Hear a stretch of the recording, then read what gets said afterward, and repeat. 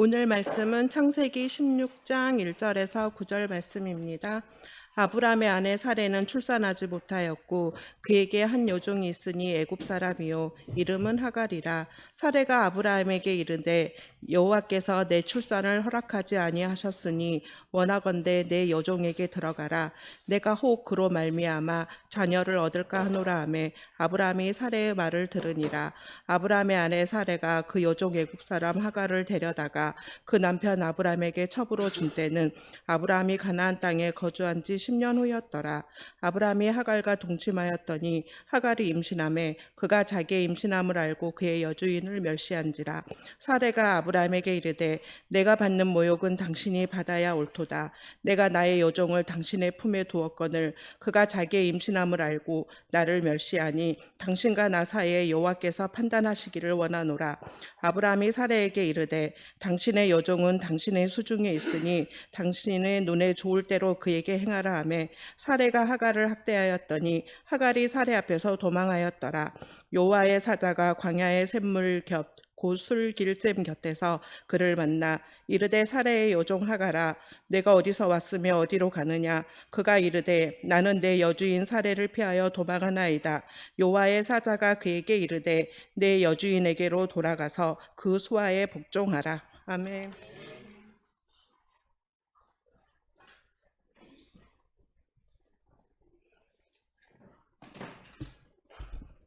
할렐루야. 반갑습니다.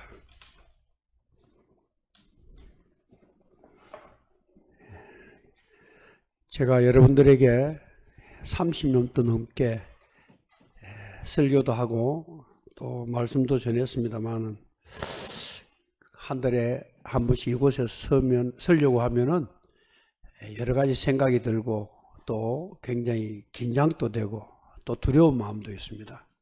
그것은 여러분들이 두렵다는 것보다는 하나님 앞에서 어떤 의미를 갖는가, 이것이 과연 하나님께서 기뻐하시고 또 성도 여러분들에게 적합한 그런 말씀인가, 이런 생각을 계속하게 됩니다. 오늘은 하갈의 이야기를 살펴보려고 합니다. 하갈은 애굽 여인입니다. 그가 애굽 사람으로 태어난 것은 자기 탓이 아닙니다. 그는 사라의 몸종이 되었습니다. 이것도 자기 탓이 아닙니다. 그는 어린 나이에 몸종이 되어서 나이 많은 아브라함의 첩이 되고 대리모가 되었습니다. 이것도 자기가 결정한 것이 아닙니다. 그런데 아브라함의 애가 생긴 것입니다. 그리고 나중에 생긴 일입니다마는 그는 자기의 여주인 사라를 멸시하다가 쫓겨납니다. 이것은 자기 결정입니다. 하나님께서 광야를 헤매는 그에게 네가 어디서 와서 어디로 가느냐 그렇게 말하면서 돌아가서 복종하면서 살아라 그렇게 말합니다. 이것은 하나님 앞에 자기 결정입니다. 그는 들어와서 15년을 살았는데 그때 100세의 아브라함이 하나님의 은혜로 이삭을 낳게 되는데 이삭이 졌을 때 15살 먹은 이스마엘이 이삭을 놀리고 회롱하는 것을 보게 됩니다. 사라가 이 계집종의 자식과 함께 유산을 나눌 수 없고 같이 살 수 없다 하면서 아브라함에게 말하는데 아브라함은 그 일로 하나님께 기도하는데 하나님께서는 사라의 말을 들으라 그렇게 말합니다.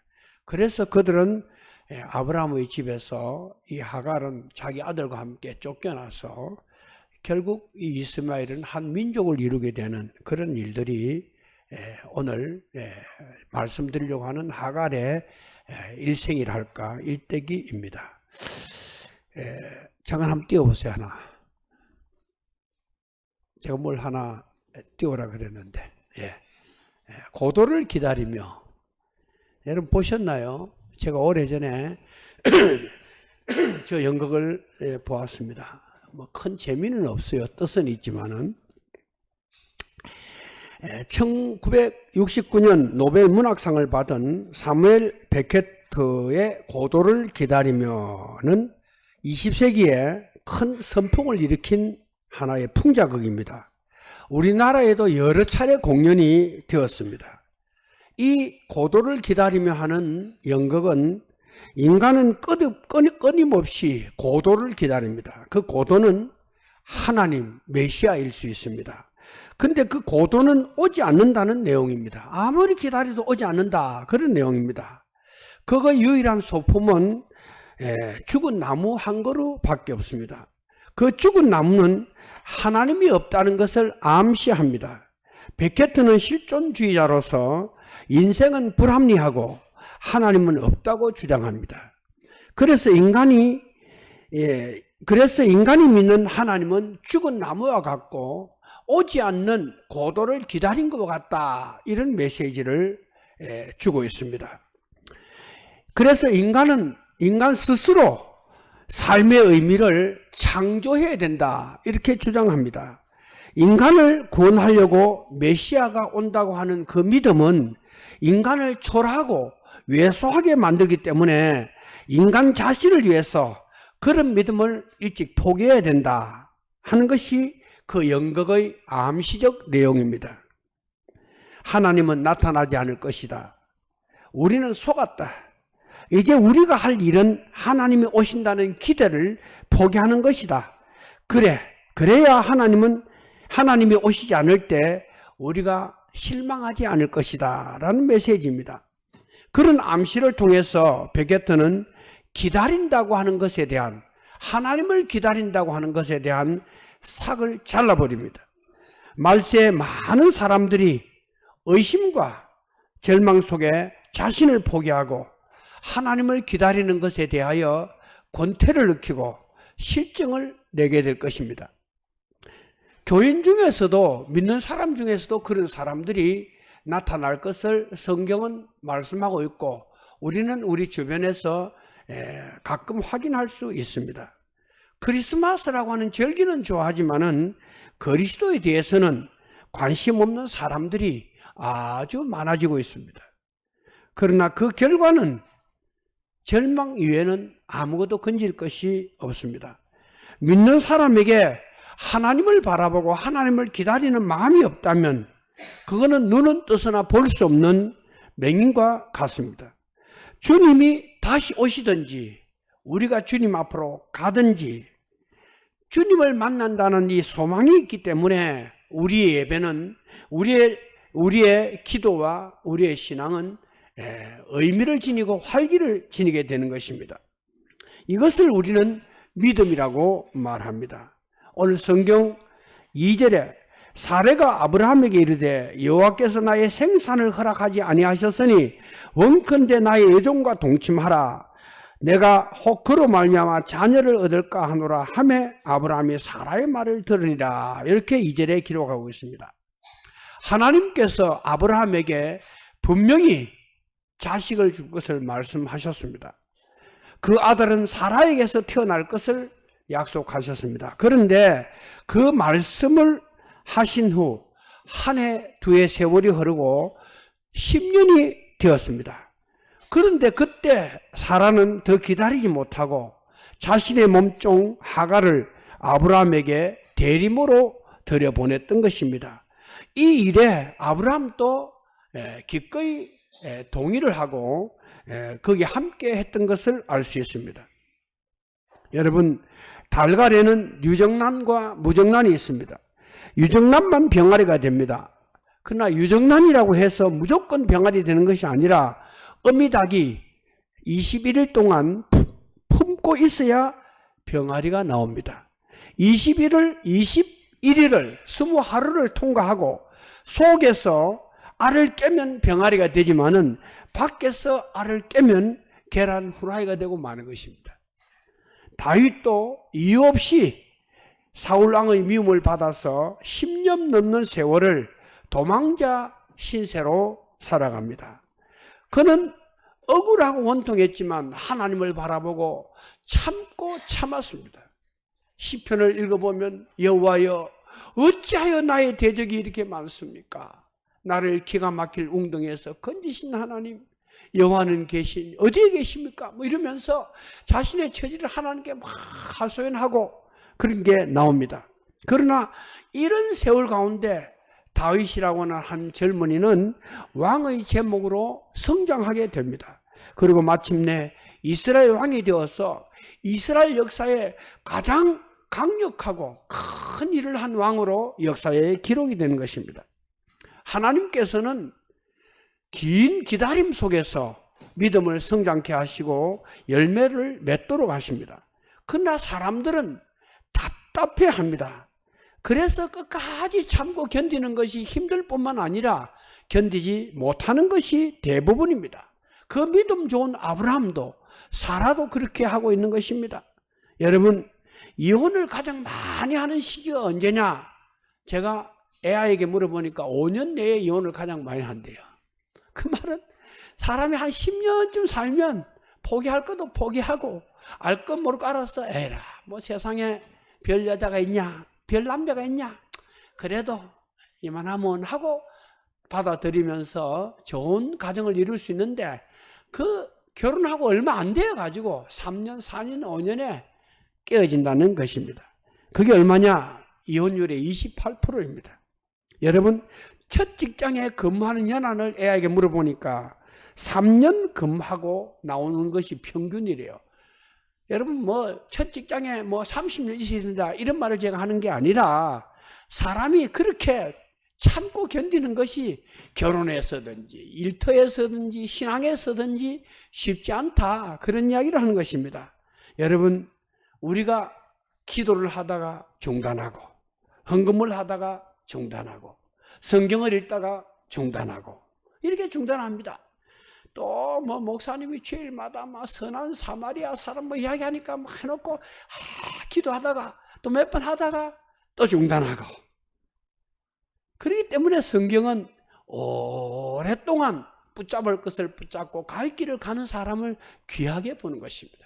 그의 삶의 열매가 많고 적고를 떠나서 하나님을 바라보고 한 길을 가는 그런 신앙을 귀한 신앙으로 본다, 그런 말씀입니다. 여러분, 우리는 날마다 주님을 생각하고 주님을 만날 날을 기대하며 살아야 합니다. 그래야 우리의 영적 생활이 아주 건강해지는 것입니다. 할렐루야. 제가 이렇게 가만히 생각해 보니까 나도 요즘 나이를 먹는구나, 이런 생각이 요즘 들었어요. 왜냐하면 저는 계단을 오르내릴 때 막 뛰어다니는 그런 심력으로 막 날아다녔는데 요새는 조심이 되는 거예요. 이럴 잘못되면 넘어지면 다친다, 이런 생각이 드는 거예요. 내가 왜 이러지? 이런 생각이 드는 거는 이전 같지 않다, 이런 겁니다.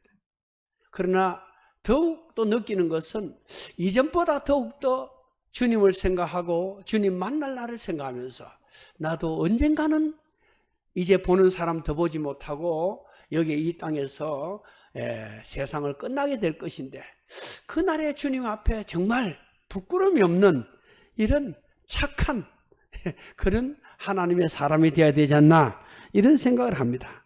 이렇게 살면 주님을 만날 때 주님, 이날을 생각하면서 기도하면서 지나왔습니다, 이렇게 말할 수 있고 주님 만날 수 있습니다.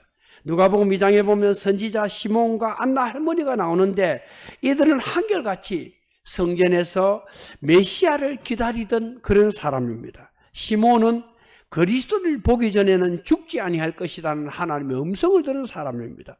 성령의 지시를 받은 사람입니다. 오늘일까 내일일까 하면서 성전에서 메시아를 기다렸습니다. 그러다가 성전에 할례를 받으러 온 예수님을 만나고 그를 품에 안고 하나님께 감사의 기도를 하는 것이 성경에 나오고 있습니다. 여러분, 오늘 성경에 사라는 어떠합니까? 10년이 되니까 하나님의 말씀이 그대로 이루어지지 않는 세월이 10년이 되니까 흔들리는 것입니다. 하나님은 약속했지만은 아무 일이 일어나지 않는 것이 10년입니다.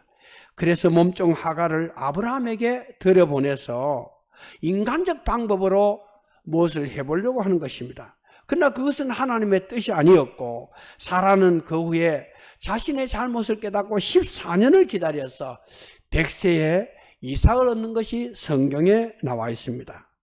어떤 사람이 선교사로 소명을 받았습니다.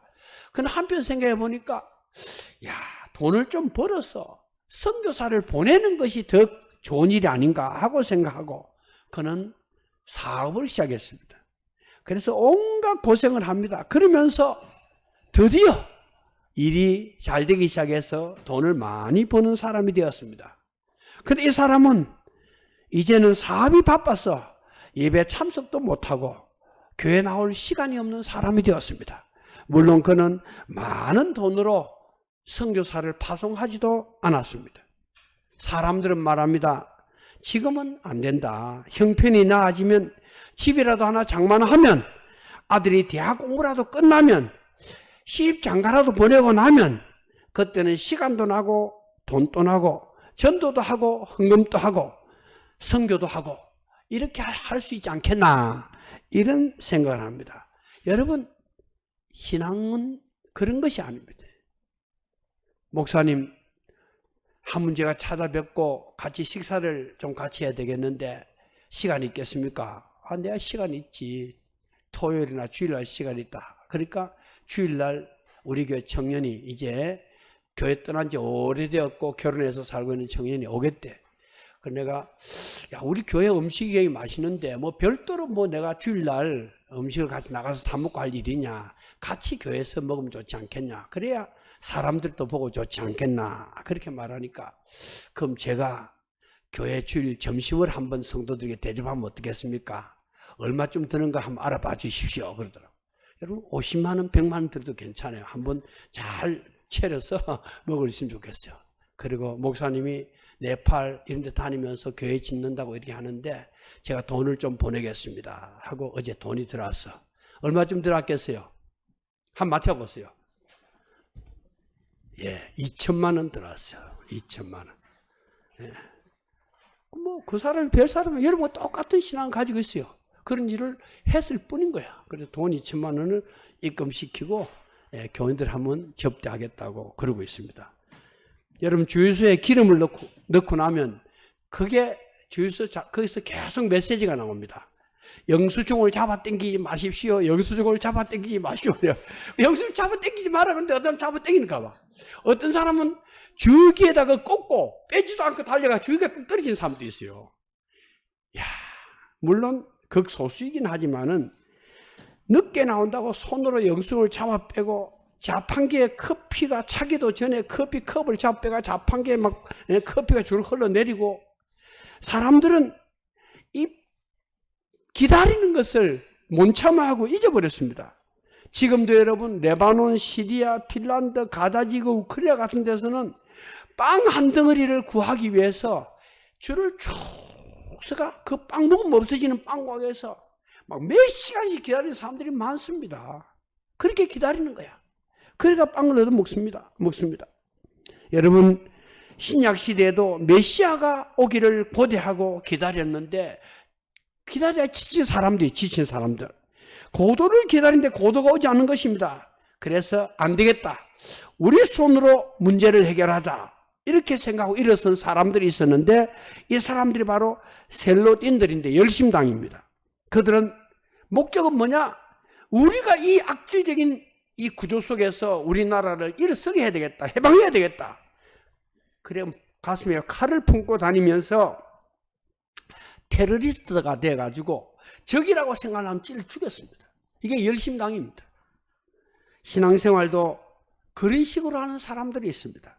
그러나 우리는 견디고 말씀을 붙잡아야 합니다. 조급한 것은 좋은 것이 아니라고 성경에 말씀하고 있습니다. 참고 인내하는 것은 성경에 성령의 열매라고 말합니다. 여러분 당장 무슨 일이 일어나지 않아도 하나님을 믿고 우리가 꾸신한 것, 보이지 아니하는 하나님을 보는 것 같이 하여 참았으며 이렇게 성경 기록합니다. 하나님 보이지 않으세요. 성경에 하나님 말씀이 무한정 많지만 우리 개인에게 야, 권 하나야 이렇게 말씀하지 않으세요. 그냥 내 믿음으로 그 하나님의 음성을 들을 뿐이에요. 그러니까 믿음인 거예요. 믿음이. 여러분 믿음은 확인하는 게 아니에요. 확인이 되는 순간 믿음은 믿음이 아닌 게 돼버려요. 그래서 믿음의 가치가 소중한 것이고 믿는 자가 구원을 받는다. 그런 말씀이 되는 것입니다. 여러분 그런 믿음을 가지시고 기도를 계속하고 이 걸음을 주님 앞에 멈출 때까지 계속해야 된다. 그런 말씀입니다. 여러분 하나님 앞에 기다리지 못한 믿음의 조상 아브라함과 사라가 우리의 일이 되지 않도록 우리가 기도하면서 주님 앞에서 중심을 잡고 나가는 것, 이것이 하갈의 사건과 이야기에서 우리에게 주는 하나님의 메시지다. 그런 말씀입니다.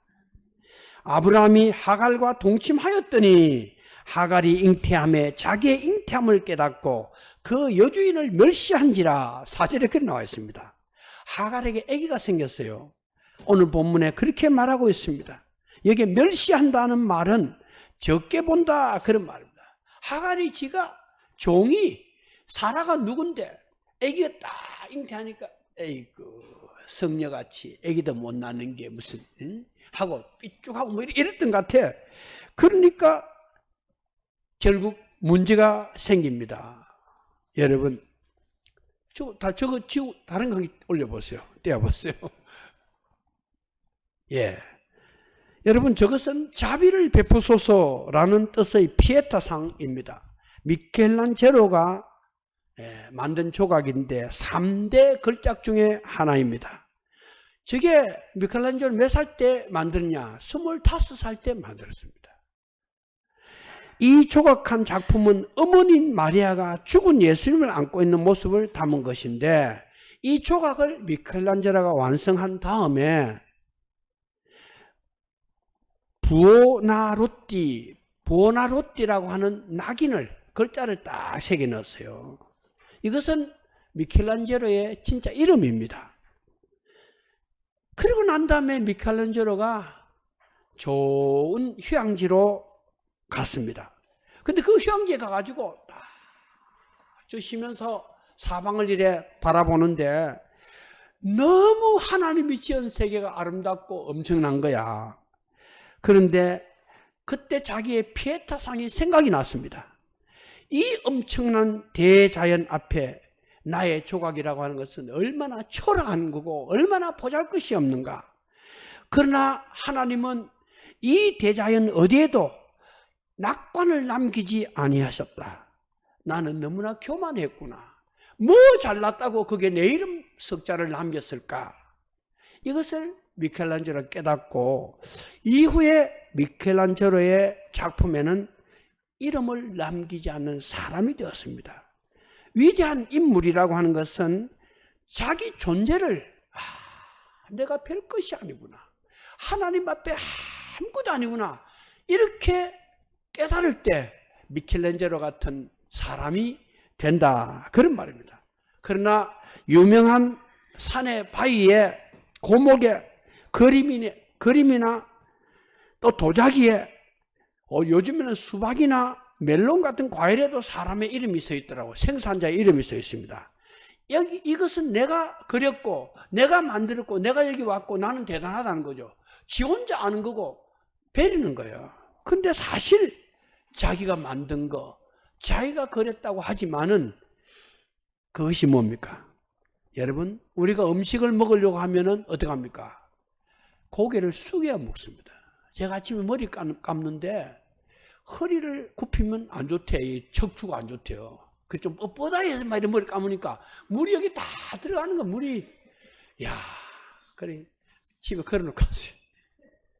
여러분 씨앗을 심거나 추수를 할 때 고개를 숙이는 것은 물론 허리까지 완전히 꺾어야 씨앗을 심고 추수할 수 있습니다. 거둘 수 있습니다. 인사를 하거나 악수를 할 때 고개를 숙이고 허리를 굽혀야 됩니다. 이래 악수해 보세요. 악수 안 하니만 못합니다. 글을 쓸 때는 어떠합니까? 그림을 그릴 때는 어떡합니까? 글을 쓰거나 그림을 그릴 때도 고개를 숙여야 됩니다. 여러분 기도할 때는 어떻습니까? 기도할 때 머리를 이래가지고 기도하는 사람 없어요. 고개를 숙여야 됩니다.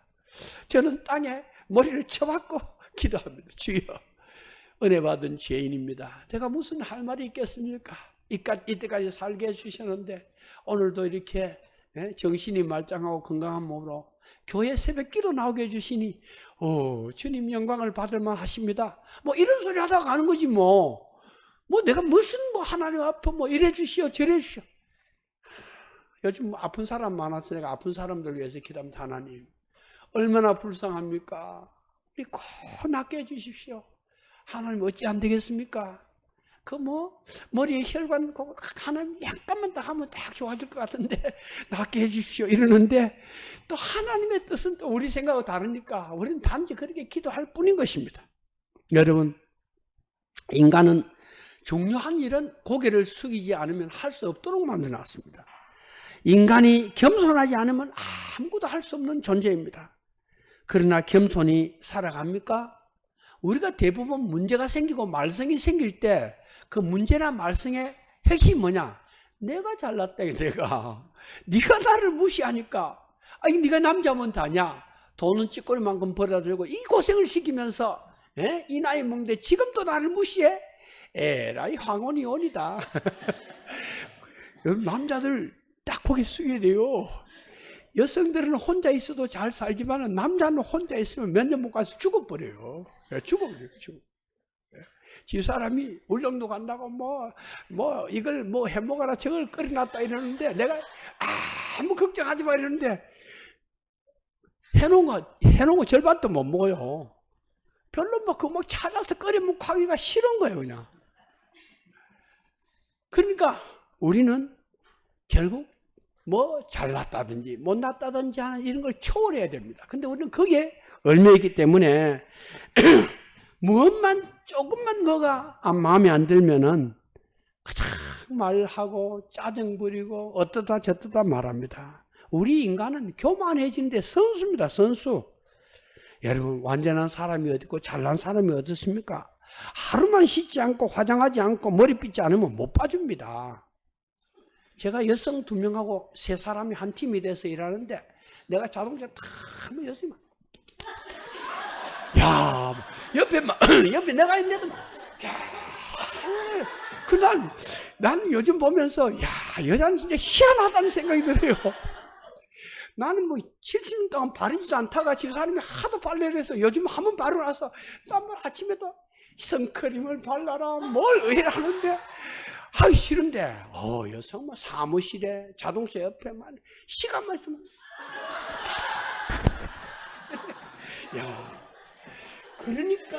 그러니까 여자들이 이쁜가 봐요. 열심히 그러더라. 열심히. 그러고 보면서 참 사람이 참 인간이 안 씻고 안 입고 찍어 바르지 않으면 못 봐줍니다. 그냥 그래요. 그냥 그렇지 않습니까?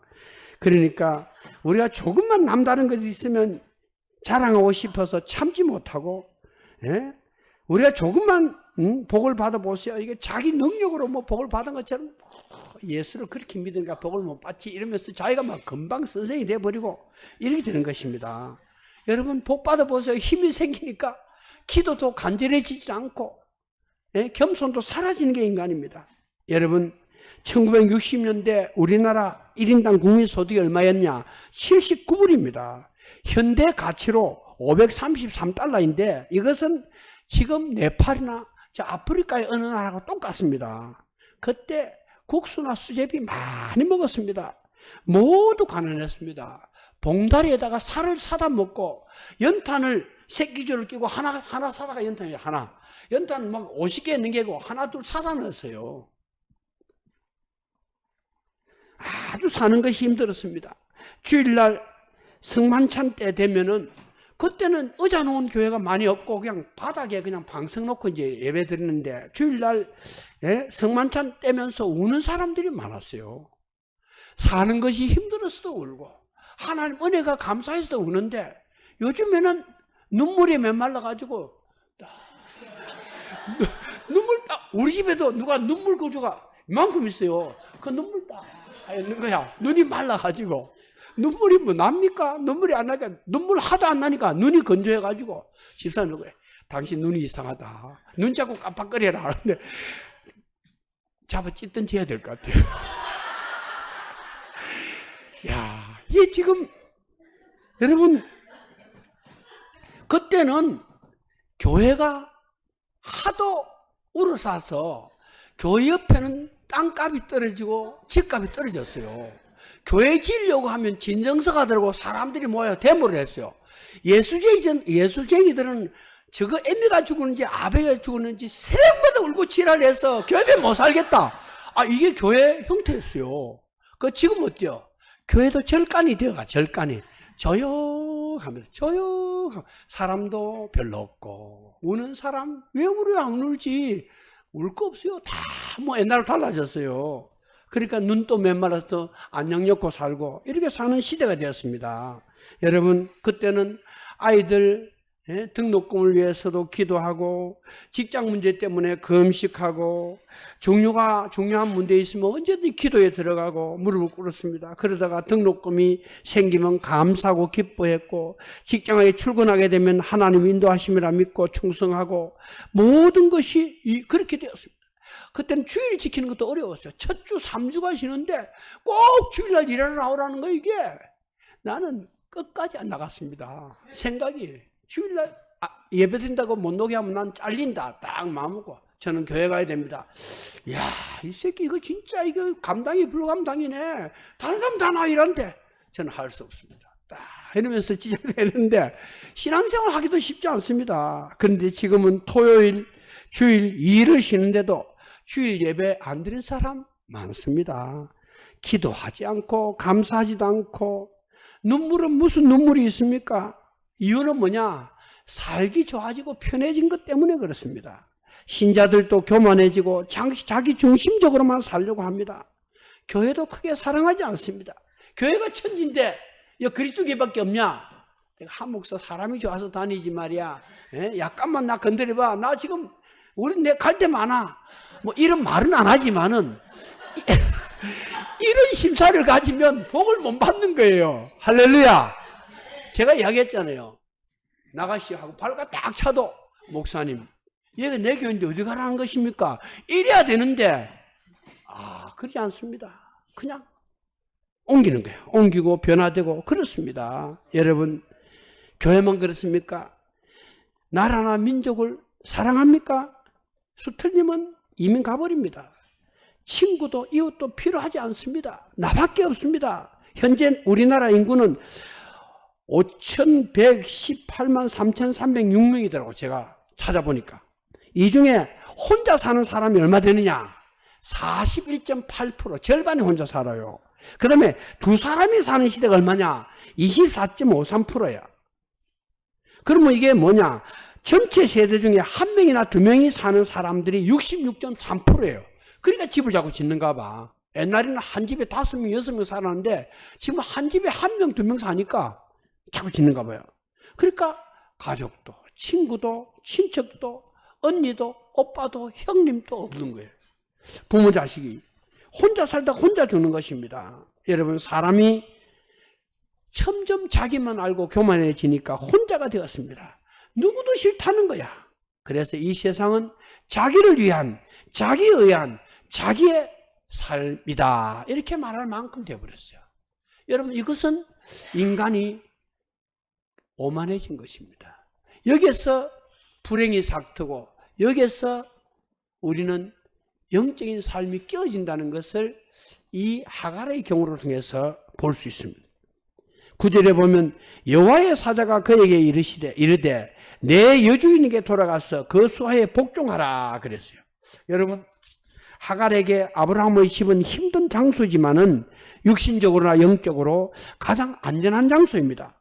하갈이 사는 길은 사라에게 순종하면서 자신의 자리를 지킨 것입니다. 그의 자유는 도망하거나 회피하는 것으로 자유를 얻지 못한다는 걸 보여주고 있습니다. 무슨 공을 세웠다고 종이 당장 주인이 되는 것이 아닙니다. 자신의 위치로 돌아가라. 하나님은 그렇게 말씀하셨습니다. 하나님은 사라에게 복종하라는 것입니다. 이 지워버리세요. 계속 떼어놓지 말고. 여러분, 하나님은 사막을 정처 없이 방황하는 하갈을 만나주시고 그에게 말씀하셨습니다. 하갈아, 내 자손으로 크게 번성케 하겠다. 아들을 낳을 것이니 이름을 이스마엘이라 하라. 여호와께서 내 고통을 들으셨다. 그렇게 말씀하고 있습니다. 여종 하갈은 황량한 사막에서 자기는 진짜 불행한 존재고 불행한 삶을 사는 정말 처량한 그런 사람인 줄 알았는데 하나님께서 자기를 딱 보고 계시는 거야. 그래서 마음을 고쳐먹고 하갈이 자기에게 이르신 여호와의 이름을 감찰하시는 하나님이라 하였다고 기록합니다. 그리고 하갈은 집으로 돌아갑니다. 그의 신분이나 환경이나 상황은 아무것도 달라진 것이 없었습니다. 종 신분 그대로였고 또 환경은 그대로였지만 하갈은 변했습니다. 상황은 그대로지만 마음이 변했습니다. 도망갈 때는 혼자였지만 이제는 내가 혼자가 아니고 하나님이 나라는 존재를 보고 계신구나 하는 것을 그는 체험적으로 깨달았습니다. 여러분, 우리는 너무 힘들어가지고 직장이든 어떤 자리든 또는 사람이든 이런 거 그만두려고 합니다. 그리고 떠나버리고 싶을 때가 있습니다. 삶이 힘들어서, 가장자리가 힘들어서 우리가 떠나버리고 할 때 하나님은 뭐라 그러시냐? 그래, 다 박살내고 끝내버려, 도망가라, 그래 말씀하시는 게 아니라 그 자리를 지켜라, 그렇게 말씀하십니다. 여러분, 코바디스라는 영화에서 베드로가 박해가 극심해지니까 로마를 떠나고 있습니다. 쫙 떠나고 있는데 그때 예수님이 나타납니다. 베드로가 질문합니다. 코바디스 도미네, 주여 어디로 가십니까? 그때 예수님이 나는 십자가를 지기 위해서 저 로마로 가는 중이다, 그렇게 말씀합니다. 그 말씀을 들은 베드로는 발걸음을 돌려서 로마로 가서 거꾸로 십자가에 못 박혀 죽는 것으로 코바디스라는 영화에 나오고 있습니다. 여러분, 기독교는 무조건 박차고 나오는 것이 아닙니다. 때로 하나님께서는 우리로 하여금 고통의 장소로, 어려운 사연이 있는 그곳으로 들어가기를 원하십니다.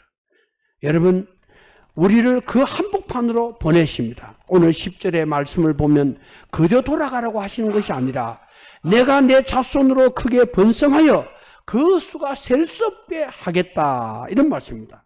여러분, 바로 하갈이 고통의 자리를 잘 이겨내면 하나님은 약속을 그에게 이루어 주시겠다고 하는 것입니다. 우리가 가고 싶지 않은 장소도 있고, 맡고 싶지 않은 직분도 있고, 하고 싶지 않은 일도 있고, 보고 싶지 않은 사람도 있습니다. 그러나 누군가는 해야 하고 만나야 한다면 내가 그 짐을 져야 되겠다.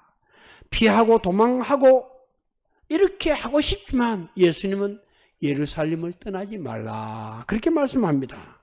여러분, 그 명하신 배후에는 하나님의 계획이 있는 것입니다. 우리는 참고 가고 견딜 수 없는 그 가운데서도 하나님이 우리를 보고 계신다는 사실을 믿어야 하는 것입니다. 할렐루야. 그 그림 안에 띄워보세요. 예. 요것은 아프리카 초원에 살고 있는 임팔라라고 하는 양입니다. 양 종류입니다. 근데 이 임팔라는 사자들의 밥이 되었습니다. 사자들이 이걸 잘 잡아먹고 오래 살았는데 사자가 없으면 얼마나 평안하겠어요. 그런데 진짜 사자 개체수가 점점 없어지니까 이 임펠라가 뛰지 않고 도망다니지 않으니까 병이 생기기 시작하는 것입니다. 그래서 이 임펠라가 몰살 지경에 이르렀다는 보고서가 있습니다. 여러분, 더 좋은 것이 다 좋은 것이 아니고 나쁜 것이 다 나쁜 것이 아닙니다. 중요한 것은 좋고 나쁨을 초월해서 믿음으로 사는 것입니다. 할렐루야. 믿음이 있으면 감옥도 바울의 서재가 될 수 있고, 믿음이 없으면 궁정도 헤롯의 집안이 될 수 있는 것입니다. 그래서 결국 우리는 그것을 초월하는 신앙을 가져야 합니다. 하갈에게 아무것도 달라지지 않았지만 하나님의 음성을 듣고 그 음성이 그를 잡아주었습니다. 돌아갈 힘을 주었습니다. 그리고 사라를 섬기고 살 수 있는 힘을 줍니다. 그는 감찰하시는 하나님을 만난 후 새로운 존재가 되었다는 것이 성경에 보여주는 하갈의 모습입니다.